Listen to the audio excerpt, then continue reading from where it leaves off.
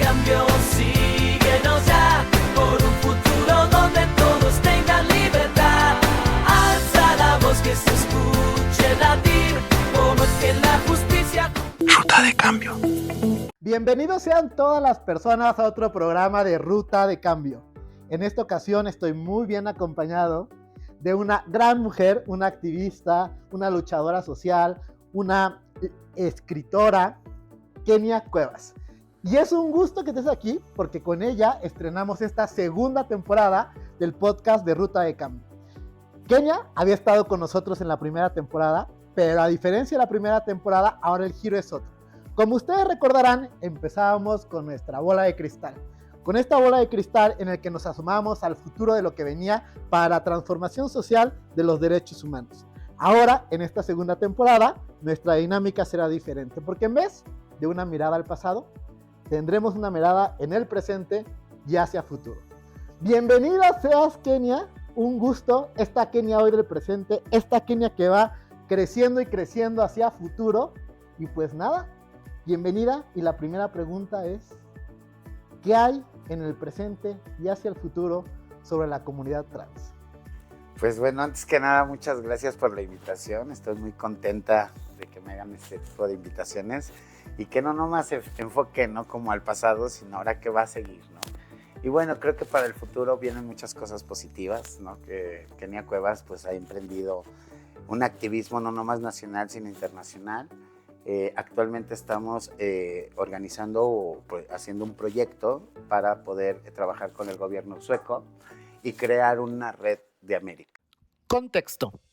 En América Latina, la expectativa de vida promedio de las mujeres trans es de apenas 35 años.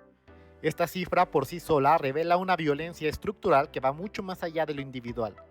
Se trata de una violencia sistemática, sostenida por la exclusión, la impunidad y la falta de reconocimiento legal y social. Las mujeres trans enfrentan agresiones específicas por motivo de género. Esta crueldad no es incidental. Responde a un patrón sostenido por estereotipos y odios profundamente enraizados. Uno de los casos más emblemáticos en la región es Vicky Hernández contra Honduras, resuelto por la Corte Interamericana de Derechos Humanos. Vicky era una mujer trans, trabajadora sexual, activista por los derechos de las mujeres trans y vivía con VIH. Fue asesinada durante un toque de queda en 2009 y hubo participación estatal en los hechos. La Corte Interamericana determinó que Honduras era responsable por la violación a su derecho a la vida y a la integridad personal. El caso de Vicky Hernández deja un precedente clave. Demostró cómo la discriminación por identidad de género, condición de salud, ocupación y activismo no solo se acumula, sino que se entrelaza, generando contextos de vulnerabilidad extrema. La Corte subrayó que estas características debían ser consideradas desde un enfoque interseccional, como factores agravantes en las obligaciones de protección por parte del Estado. Además, tanto la Corte como la Comisión Interamericana han alertado sobre los riesgos adicionales que enfrentan las mujeres trans en contextos de violencia estructural, crimen organizado y conflicto armado. En estos escenarios, la vulnerabilidad de las mujeres trans se incrementa drásticamente. A pesar de que la Convención de Belém do Pará no menciona expresamente la identidad de género entre las categorías protegidas, la Corte Interamericana ha sostenido que debe interpretarse de forma inclusiva.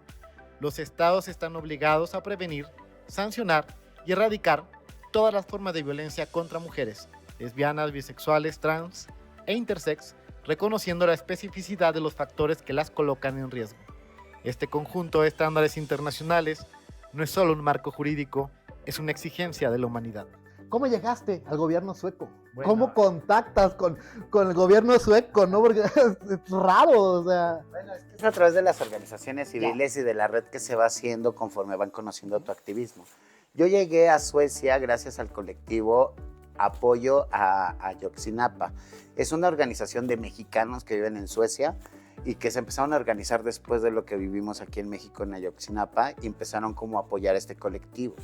Después empezaron cada año como a buscar rutas sociales, ¿no?, que impactaran en la sociedad. Y entonces el año pasado, en el mes Pride, me invitan para ser parte del Pride de Suecia. Bueno, nos invitan y nos convocan en estas organizaciones. A partir de ahí conozco otra red de organizaciones allá en Suecia y una de ellas pues viene y me busca precisamente para poder colaborar y formar esta red en América en el cual se puedan construir encuentros con organizaciones que trabajan los derechos humanos de las personas LGBT desde México hasta Brasil, y a partir de esta red y de estos encuentros se hagan un informe anual a la Corte Interamericana y a su vez pueda hacer recomendaciones a la región. Entonces estamos en eso, trabajando en el proyecto. Sin embargo, también estamos en otro proyecto que el año que entra va a salir a la luz pública a través de la Embajada de Países Bajos y con la organización Ideas para crear un protocolo forense de identificación de cuerpos de mujeres trans y personas no binarias. ¿Por qué un protocolo especializado? Porque desgraciadamente a las personas LGBT no las están buscando las madres buscadoras. Claro. Por la discriminación. Te cuento un caso. Amparo en revisión 51-2020. La Corte reconoció que las desapariciones forzadas son una de las formas más graves de violencia estatal. No solo porque niegan la libertad, sino porque borran la propia existencia. Rompen los vínculos, suspenden el tiempo y extienden el daño a madres, hijas, hermanas, comunidades enteras que viven con la incertidumbre como única certeza. La Corte afirmó algo fundamental. El juicio de amparo no es solo un mecanismo para declarar violaciones, también puede ser una herramienta de reparación, una vía para ordenar al Estado que actúe, que busque, que responda. Por eso la sentencia instruyó medidas concretas: localizar a las personas, crear grupos especiales de búsqueda, brindar atención médica y psicológica a las familias, publicar información actualizada y permitir el acceso a las instalaciones donde pudiera haber indicios, entre otros. Sin embargo, este caso también revela sus límites. Hay personas que ni siquiera entran en las búsquedas, personas que por su identidad, por su historia, por su exclusión sistemática son ignoradas, incluso cuando desaparecen. Las personas trans, por ejemplo, enfrentan barreras múltiples. Sus nombres legales no coinciden con sus nombres sociales. Sus redes familiares están fragmentadas en muchos casos. Sus desapariciones muchas veces ni siquiera se registran. Y si no hay registro, no hay búsqueda, y si no hay búsqueda, no hay justicia.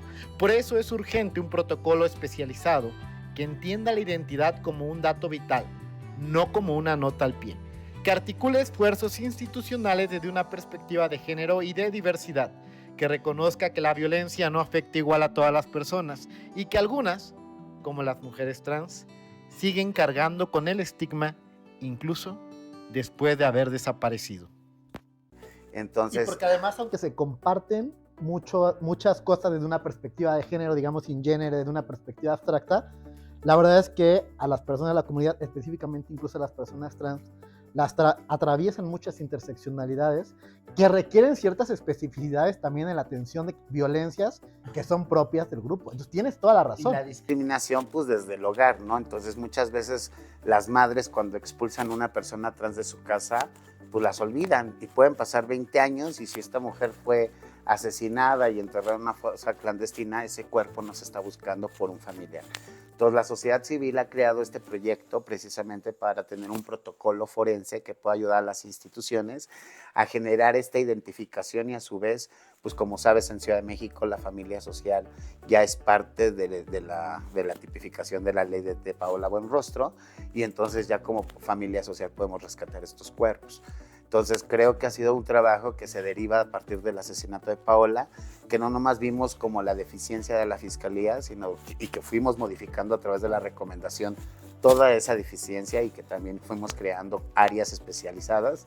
Sin embargo, se crea la ley, pero no nomás por eso, sino también la preocupación que teníamos aún después de la muerte. Hay dos cosas que me interesan mucho de lo que me estás comentando. Primero, que me encanta completamente esta perspectiva internacional de proyectar a nivel local, pero también para afuera, y ver cómo podemos ser referente a nivel internacional de protección de derechos como lo que es que tú estás haciendo.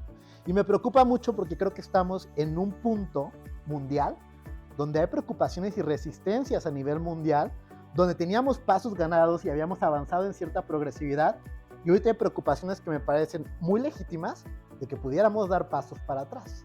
Entonces, por eso quiero reconocer pues tu lucha que a nivel local, pero también reconocerte muchísimo por esta proyección internacional que creo que es necesaria en la perspectiva actual. ¿Cómo ves tú ahorita la perspectiva mundial?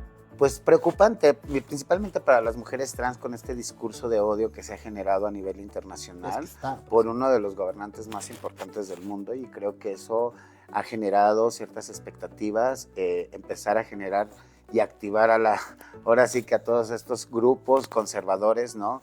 Que debería preocuparnos a toda la sociedad. Para reafirmar, y hace rato lo decíamos, ¿no? Estaba viendo un niño que llegó a un local con una pistola de juguete. Ajá.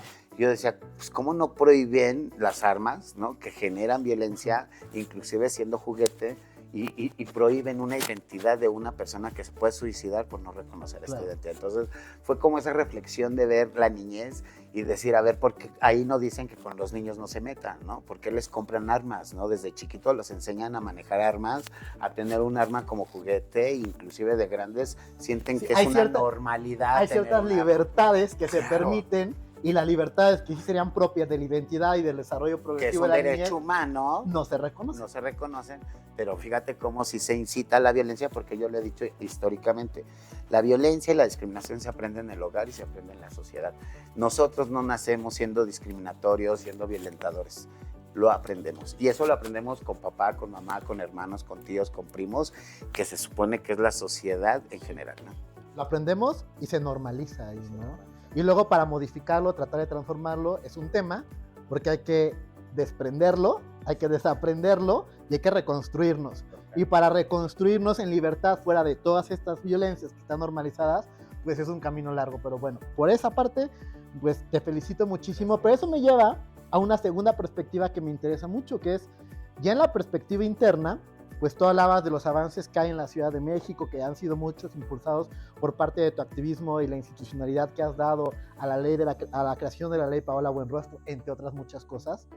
Internamente, estatalmente, ¿cómo estamos? Porque bueno, aquí en la Ciudad de México hablabas tú del reconocimiento de las familias sociales, hablabas tú de la ley Paola Buenrostro, etcétera. Tenemos avances que como Ciudad de México se han dado, pero la realidad de la Ciudad de México tampoco es la realidad de todos los estados de la República. Yo sé bien también que has estado recorriendo por ahí, estados de la República. ¿Qué le falta a México? Pues México nacional, no solo México Ciudad de México. De hecho, efectivamente, a nivel mundial, México ha dado un avance importante en las legislaciones y en el reconocimiento de las identidades, expresiones y orientaciones, y creo que sí se le reconoce a nivel mundial que México ahorita es el país más parteagua en derechos humanos. Sin embargo, nuestra realidad es otra.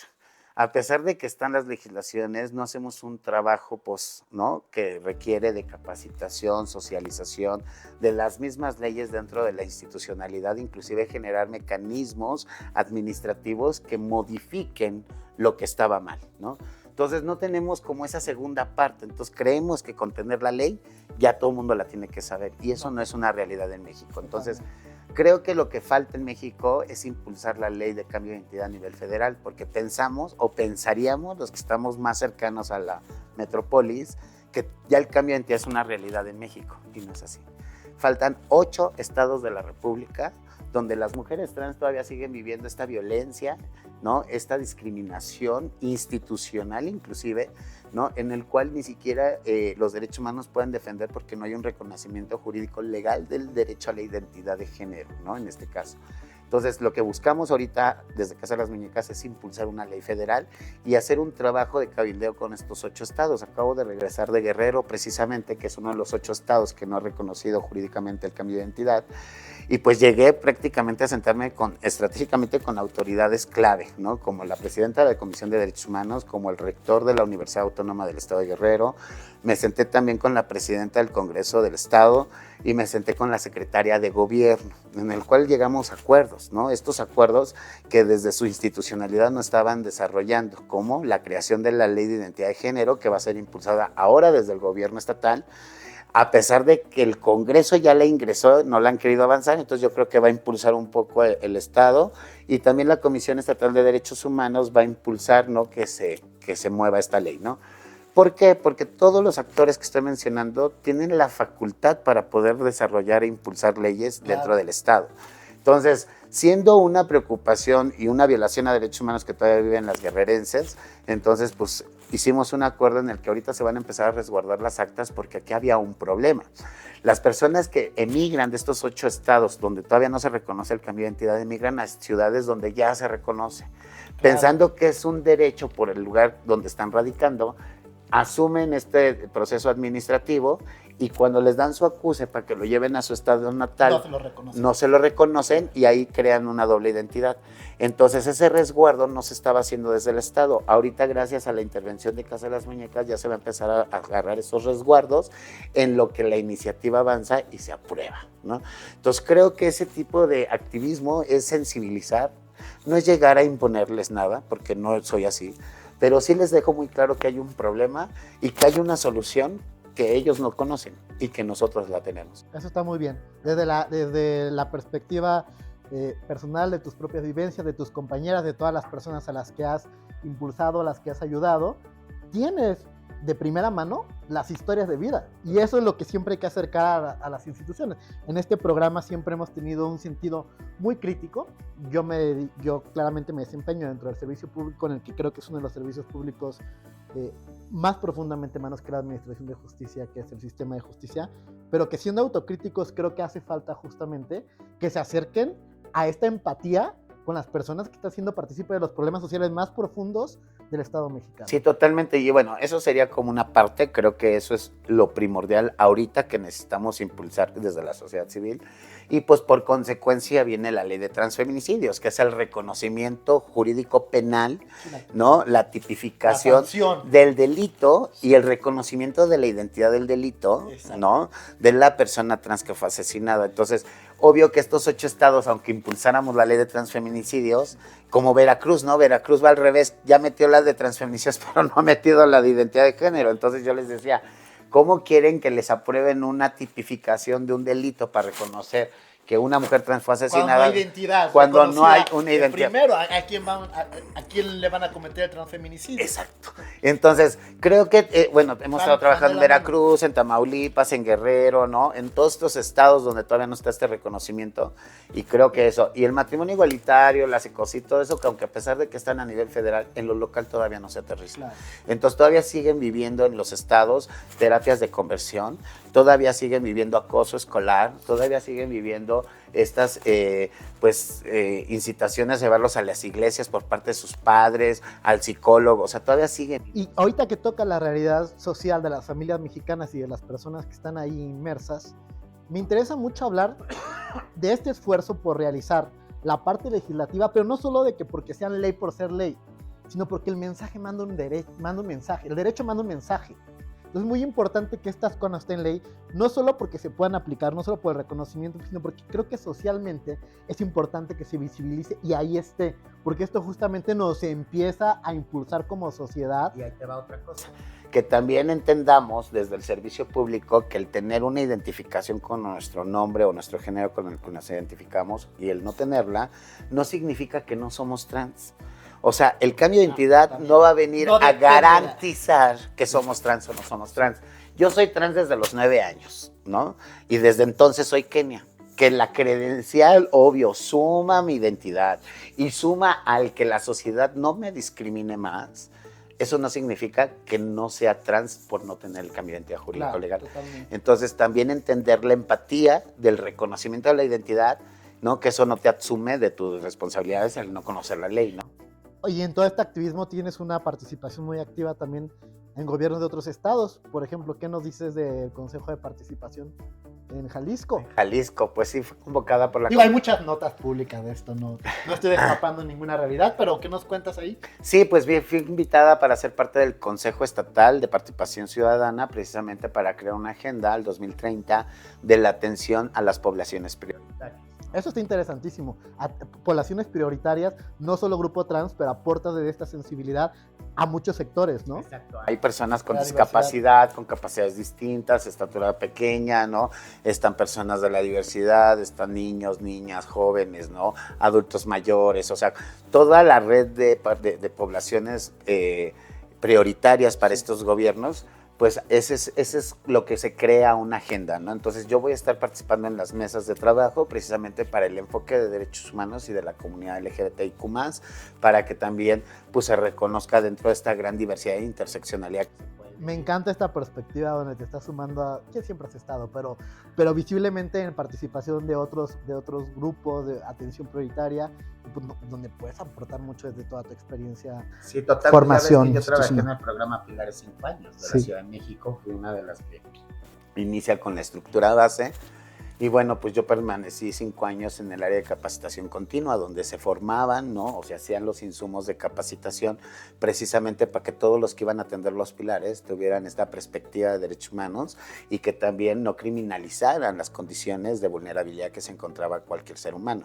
Entonces empezamos a hablar de personas en calle, del consumo de sustancias, reducción de daños, población LGBT, trabajo sexual, porque eran las poblaciones que iban a llegar o que se presumía que iban a llegar a estos pilares, ¿no? Entonces, empezar a educar a todas las personas que llegan al programa, ¿no? Empezarlos a sensibilizar y a darle cuenta que también eso siempre lo he hecho desde mi historia de vida, decirles, yo viví todas estas violencias, o sea, a mí no me van a venir a platicar que no son ciertas, sí, pero yo ya las viví, yo ya transité, yo ya salí y ahora estoy haciendo esto para que no vuelvan a pasar ninguna violencia a ninguna otra persona. Interiorizar la Constitución del texto a la conciencia. Interiorizar la Constitución no significa repetir sus artículos ni dominar sus conceptos. Significa transformar nuestra conciencia a partir de sus principios, de modo que orienten nuestras decisiones, relaciones y formas de convivir. Una Constitución verdaderamente interiorizada no se defiende únicamente con argumentos jurídicos, sino también con actos cotidianos de coherencia, de reconocimiento del otro, de rechazo a la injusticia, incluso en los gestos más simples. Y a partir de ahí, mirar al otro con empatía. Esa empatía que es la capacidad de representarse el mundo desde la perspectiva de otra persona, de captar su dolor, su dignidad, sus derechos, no como una abstracción, sino como un relato vivo. Su otra cara exige una responsabilidad activa. El rostro del otro me obliga, me interpela, me desarma. No porque sea débil, sino porque es singular. La responsabilidad nace del encuentro, no de la teoría. Y en ese encuentro, la empatía no se agota en el reconocimiento, me exige responder. En clave constitucional, esto implica que los derechos no se interpretan en abstracto, sino desde su capacidad de responder a las condiciones materiales, históricas y afectivas de quienes han sido silenciados. La empatía constitucional no reemplaza el análisis riguroso, lo humaniza, lo afina y lo hace responsable. El constitucionalismo empático es una forma exigente de hablar el derecho. Reclama técnica, sí, pero también apertura. Requiere aprender a escuchar jurídicamente, a mirar sin cinismo, a argumentar sin deshumanizar. El constitucionalismo empático nos exige ampliar el horizonte. Debemos construir una justicia cotidiana donde cada vez más personas se reconozcan entre sí como sujetos de derechos y responsabilidades compartidas. Entonces empezar a capacitar los pilares pues también fue un gran aprendizaje y creo que también durante estos 5 años que estuve en el programa me ayudó a entender muchas cosas desde la función pública, ¿no? Obvio, pedí mi renuncia por ciertas razones, ¿no? Y por mi dignidad como mujer y como persona LGBT que nunca la voy a dejar sobatear ni pisotear por nadie. Entonces tuve dignidad y renuncio al programa, ¿no? Pero fueron pilares que construyeron y que respaldan tu experiencia profesional en ese tipo de participaciones. Cualquier pilares y cualquiera me reconoce porque siguen siendo las mismas personas que yo capacité en su momento. Exacto. Y hoy en la Kenia, como dijimos, del presente hacia el futuro, pues ese pasado te aportó muchísimo, pero ahora estamos construyendo sobre pilares un futuro muchísimo más sólido gracias a ti. Y entre eso, pues Kenia acaba de presentar hace poco su libro. Casa de las Muñecas es un manifiesto de resistencia, un relato profundamente humano que desgarra las entrañas de la injusticia para revelar una verdad urgente. Kenia, mujer trans, activista y símbolo de lucha, desnuda su alma en estas páginas para narrar una vida marcada por el rechazo, la violencia y la discriminación. Desde la calle hasta la construcción de refugios y espacios seguros para la comunidad trans, su libro es el testimonio de una mujer que se levantó una y otra vez enfrentando al sistema que intentó borrarla. Es la historia de cómo, con fuerza inquebrantable y la ayuda de quienes creen en la justicia, convirtió el dolor en acción, la exclusión en espacios seguros y la soledad en una red de apoyo que hoy transforma vidas. Casa de las Muñecas te desafía a cuestionar las estructuras que perpetúan el odio y a ser parte del cambio. Kenia Cuevas, Casa de las Muñecas, que empieza además, pues, con una frase muy profunda: compartir es un regalo al alma. Yo siempre he creído que los derechos humanos también se construyen a partir de una apreciación solidaria de la propia humanidad. Si creemos que los derechos humanos solo son reconocimientos jurídicos, nunca vamos a transformar. Por eso aquí siempre he optado por lo que le llamo constitucionalismo transformador.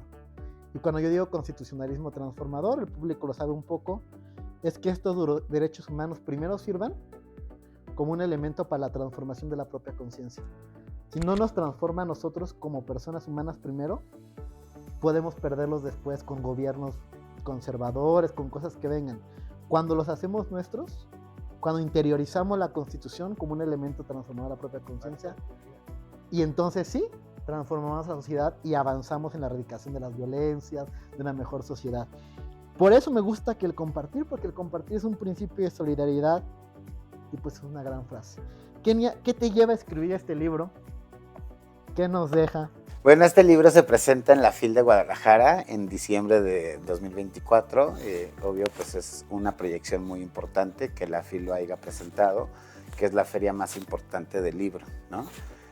Pues muy emocionada, me impulsa, pues este libro se impulsa porque pues obvio mucha gente me decía que cuando el libro, ¿no? Que siempre mi historia era motivadora y todo, entonces pues me acerqué a la librería, ¿no? A la editorial, estuvimos platicando, hicimos el proyecto del libro a través de mi historia de vida, pero mezclando ciertas herramientas, ¿no? Como QRs, notas periodísticas, que estén documentando todo lo que yo digo, no por encimita, ¿no? Por decir, hablo del padre Chinchachoma y a lo mejor nuevas generaciones no saben quién era el padre Chinchachoma, pues ahí hay un QR que lo traslada a un documental del padre Chinchachoma, ¿no?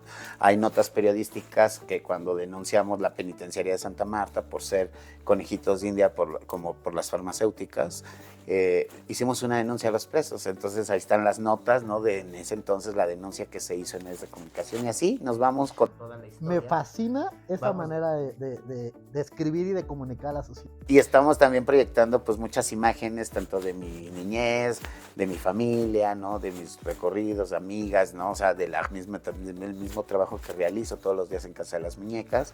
También cómo se construye una víctima, ¿no? A una defensora de derechos humanos. Creo que el libro lo transita muy bien.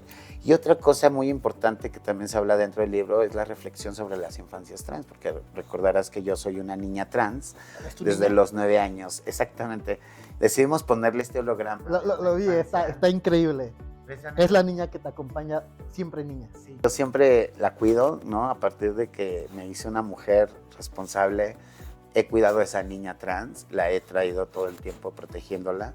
Y obvio que reconozco que fue una niña que sufrió mucho, pero que ahora hemos logrado nuestro cometido. ¡Qué ¿no? gran mujer! No, hombre, pues imagínate, ¿no? Entonces, creo que esa reflexión también nos lleva a entender que las infancias existen, que no necesitamos aceptación de una sociedad, porque yo me acepto desde los 9 años. Desde el día que me reconocí, desde ese día, yo me acepto.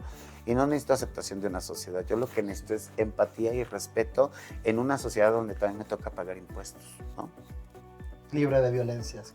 Totalmente. Y si pago impuestos, lo mínimo que quería esperar de este país es que tengan las condiciones bueno, para atender. Principalmente porque este libro, pues es un reflejo frente a tu niño interior, pero también es un espejo para muchas personas, ¿no? Sí, no, hombre. Es un espejo para que la gente libro pueda reconocer historias de vida. Está moviendo muchas conciencias. O sea, de verdad este libro ha llegado con infancias, con juventudes, con adultez, ¿no? Con adultos mayores. Y quien lo ha leído se ha llevado un buen sabor de boca, inclusive se han motivado a hacer cosas importantes para sus propias vidas, ¿no? Y que no nomás es el tema trans, fíjate que yo soy transversal, porque desgraciadamente me tocó vivir varias situaciones, ¿no? Como consumo, trabajo sexual, VIH, privada de mi libertad. Entonces toda esa gente que vive esas violencias o se encuentra en esos espacios, se refleja. Por decir, personas en situación o en privados de la libertad, ¿no? En conflicto con la ley, aunque no sean gays ni sean trans, con el simple hecho de la relación con la cárcel, se identifican con mi historia. De las propias estructuras de poder que muchas veces se replican, ya bajo un sistema de exclusión, replican una doble exclusión al interior de las cárceles y los centros penitenciarios. Cuando hablo de las personas en situación de calle, que fui yo una niña de la calle, que vivía con los niños rata, ¿no? Todo esto, también las personas que no son LGBT, que vivieron en la calle o que viven en la calle, se han reflejado y han aprendido, ¿no? Es que qué impresionante, porque haces una radiografía de las violencias y de los problemas más profundos de la sociedad mexicana. Y que nadie quería hablar, porque son temas tabú que toda la sociedad nadie quería hablar. Yo cuando puse el cuerpo de Paola en la Avenida de los Insurgentes, ahí destapé las cloacas de lo que era el tema trans. Y desgraciadamente, a pesar de que sabían que existíamos, había muchas luchas sociales, había mucha intervención desde la sociedad civil, no éramos reconocidas en la sociedad. Entonces sale Paola, salen los medios, todo el mundo dice quién son las trans, por qué están luchando, por qué están peleando.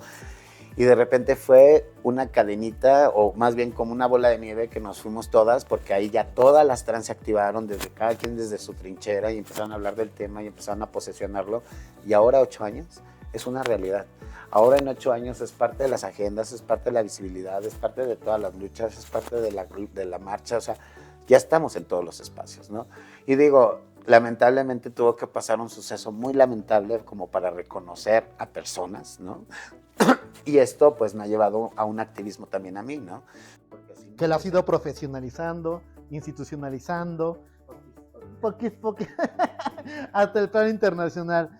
Pero bueno, ya saben, todas las personas... Pues ahora ya nomás viajo por todo el mundo. Todas las personas están invitadas a consultar este libro que va...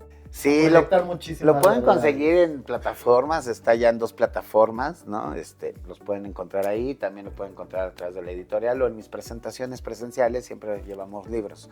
Entonces, la verdad, búsquenlo, es una muy buena reflexión, nos ayuda a entender muchas cosas de las problemáticas sociales y también nos motiva como seres humanos a seguir adelante, ¿no? Porque ahí también es el vivo ejemplo que se pueden salir de todas las violencias habidas y por haber, siempre y cuando tú quieras, porque luego el limitante es uno mismo. Muy bien. Kenia, pues muchas gracias por aceptar, pero antes de terminar, en la primera temporada todavía no, ya casi, pero antes, en la primera temporada teníamos una dinámica en que les daba una palabra, me daban lo primero que les venía a mente. Ahora vamos a modificarlo un poquito, quiero que me den las palabras que les construye su presente y su futuro. Entonces, a ver, dime 5 palabras de tu presente y 5 palabras que proyectan tu futuro. Pues yo creo que de mi presente, perseverancia, lealtad, convicción, organización, ¿no? Y yo creo que también amor en mi presente. En mi futuro creo que viene felicidad, viene conclusiones, vienen satisfacciones, otras 2 más. No, pues yo creo que también vienen más trabajos. Yo ya te voy a decir una y una de lo que yo creo de tu presente y tu futuro. Esa es mi perspectiva. De tu presente, yo siempre voy a decir fortaleza.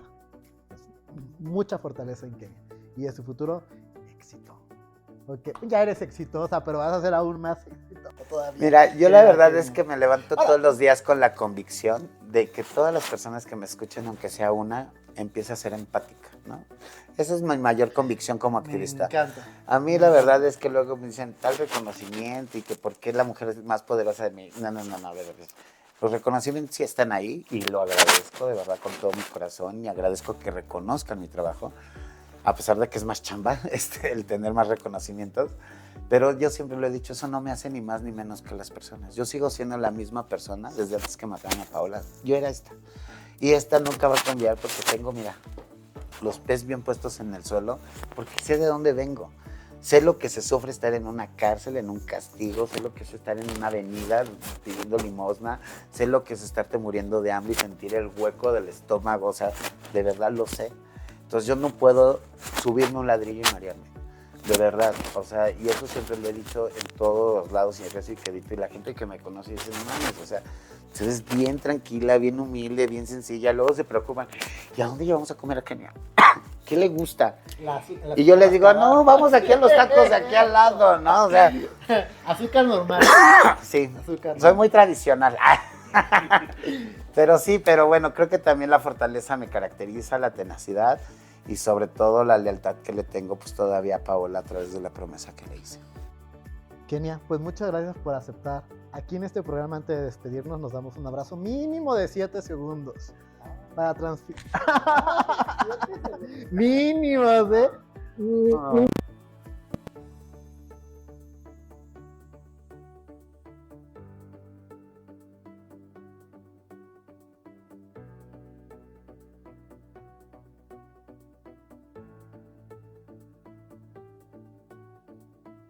No, más No, pues, simpáticos. muchas gracias. Y pues bueno, ya saben, invitados, invitadas están a seguirnos, a ver otro próximo programa donde estamos transitando a un constitucionalismo empático, donde cada historia sea escuchada y cada norma una promesa de dignidad.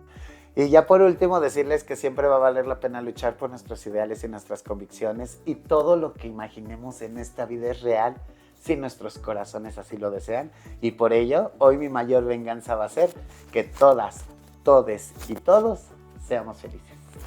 Hasta la próxima. Bye.